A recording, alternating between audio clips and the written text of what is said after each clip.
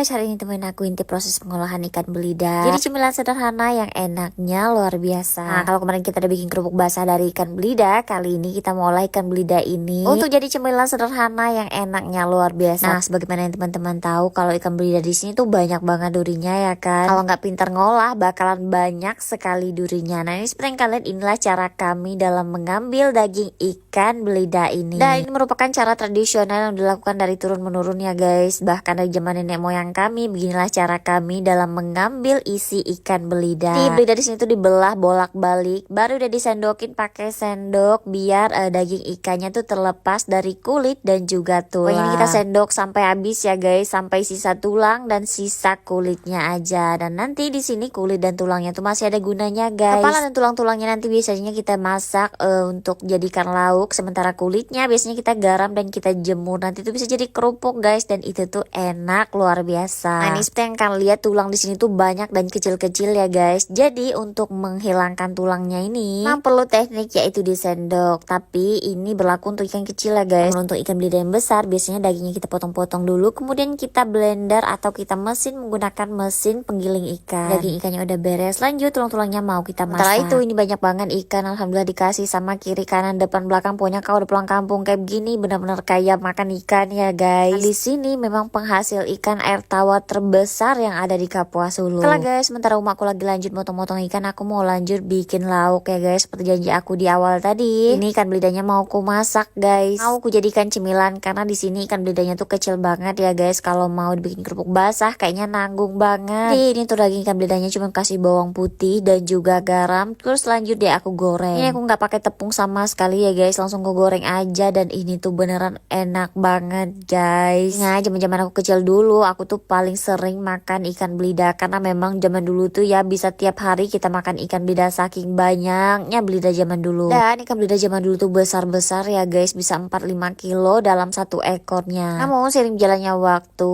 jadi Kapuas Hulunya juga semakin ekstrim, lama-kelamaan ikan belida ini memang makin sedikit ya guys populasinya. Nggak tahu populasinya tuh sedikit atau memang dia tuh bersembunyi kalau pas musim pasang kayak begini. Ingat kalau pas musim kemarau ikan belida di sini tuh banyak banget guys, bahkan besar-besar. Memang kalau pas musim pasang kayak begini ikan belidanya tuh jarang kita temui guys, alias jarang lah didapat nelayan. Tapi kalau pas musim kemarau, di sini banyak banget guys, bahkan murah-murah. Jadi di video aku sebelumnya ramai banget yang bilang kalau ikan belida di sini tuh udah terancam punah dan udah nggak boleh diambil lagi. Tapi guys, di tempat aku, memang mayoritas masyarakat di sini adalah nelayan, dan kita tuh nggak bisa mencegah ikan belida ini tuh tertangkap jaring nelayan. Jadi kalau di sini misalkan kita dapat ikan belida itu masih boleh diolah dan bisa diperjualbelikan. Oke lah guys, goreng daging belidanya udah selesai. Lanjut ini aku masak kepala ikan ya guys. Dan untuk bumbu seperti biasa aku cuma pakai bawang merah, bawang putih, sedikit kunyit juga serai. Ini ku tumis dan ku kasih air. Lanjut di sini aku masak kepala ikan entukan yang sebelumnya udah ku rebus. Ini tuh enak banget guys, swear aku nggak bohong.